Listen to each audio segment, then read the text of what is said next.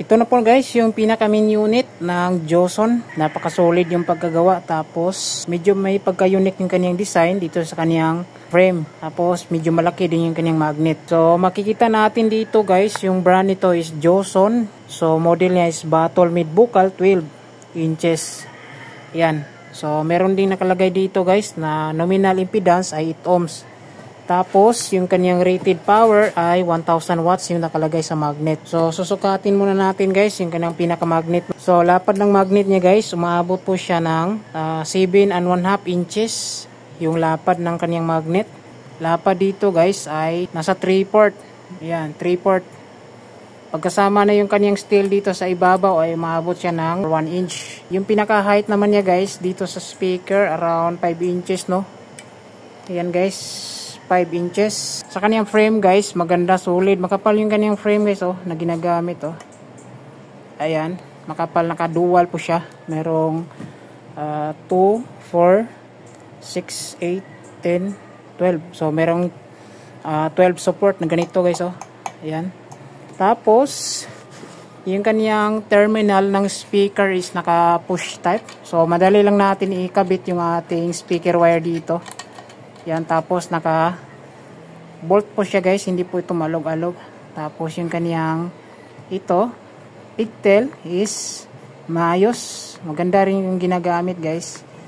Yan, tapos yung kaniyang pinaka speaker con ayos din. Dito guys sa ilalim okay naman yung pandikit niya na ginagamit, ayos naman. Check natin sa pinakaharap. Yan, bagong-bago guys, oh. So, dumidikit pa yung kanyang treatment. So, sa kanyang aging guys, meron po siyang 3 roll. Yan. So, goods talaga siya pang instrumental na pang vocal. Yan, oh. Wow, smooth na smooth yung bounce. Tapos, yung kanyang rubber sa aging guys, gilid. Tapos, ito, makapal yung kanyang pinaka frame dito guys. Yan. So, sobrang ganda itong klase na speaker. Yan. So, hindi pa natin na sound check. Ayos na ayos na. Okay na okay. Lalong lalo na kapag testing na natin to. So, dalawa po ito guys. Yung isa, check natin kung goods pa. Wala bang problema. So, same sa isa. Merong user manual. Tapos, ito. Yan. Naka-plastic. Yan. So, kakabit na natin dito guys sa ating bullet.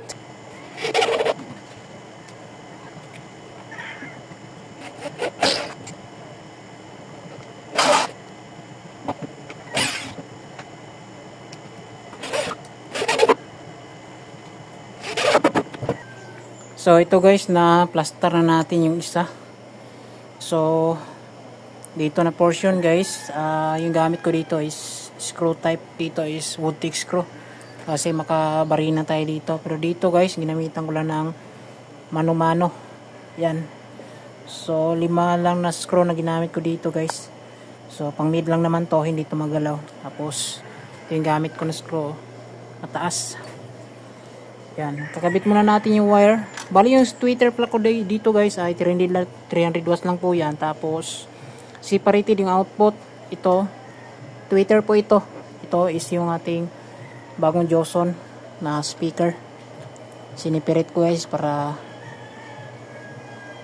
ma-set talaga natin na maayos. Ayan. So ngayon, kakabit muna natin yung cover. Tapos sunod natin yung isa. Yung cover na doon.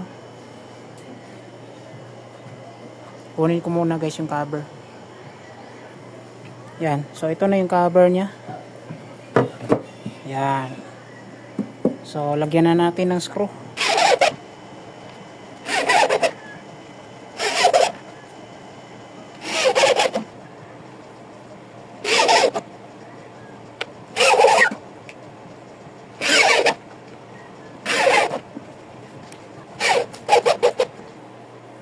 So ito guys, natapos na natin yung isa. Itabi na natin to. Tapos sunod na natin yung isang box. Isang box na naman.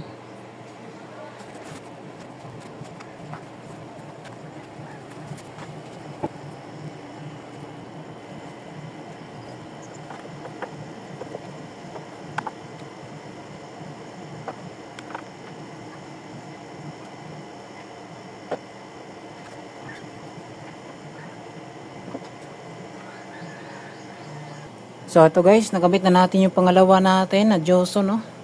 Bali 4 lang na screw yan, pero mataas 2 inches. Yan, nakadouble pala ito guys, yung ating speaker frame ng ating bullet, oh. Yan. So yung takip niya ito guys. Yan, so kabit na natin yung screw dyan.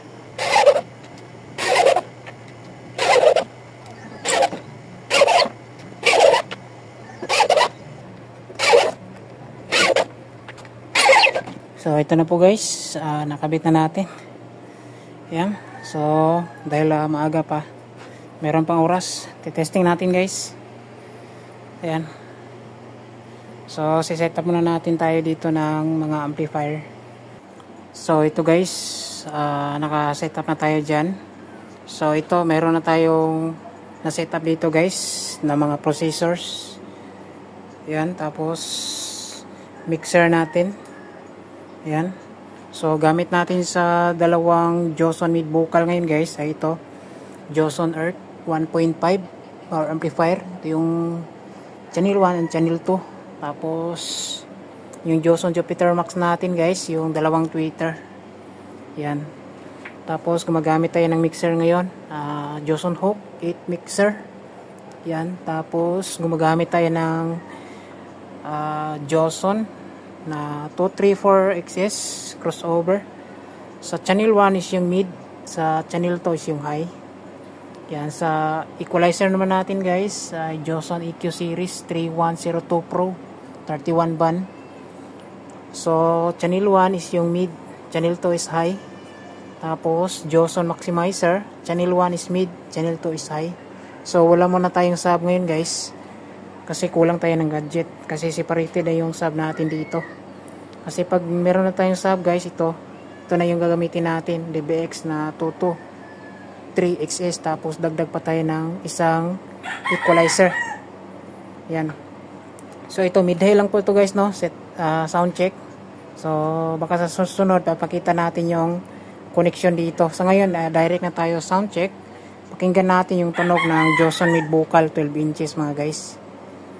Yan. So testing natin, up na natin yung volume dito guys. Naka-up na yung volume. Yan.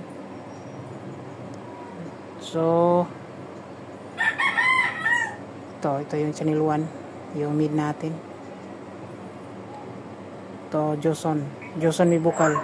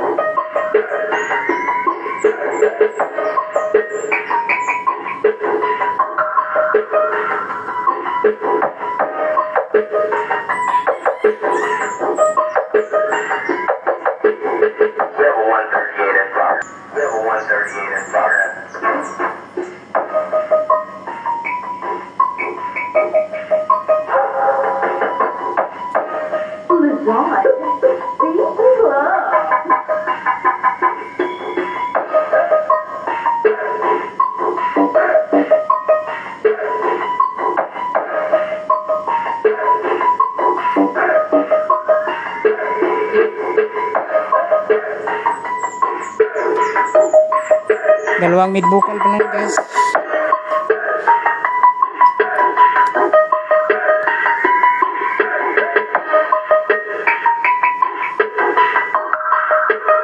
So wala pa yung Twitter guys.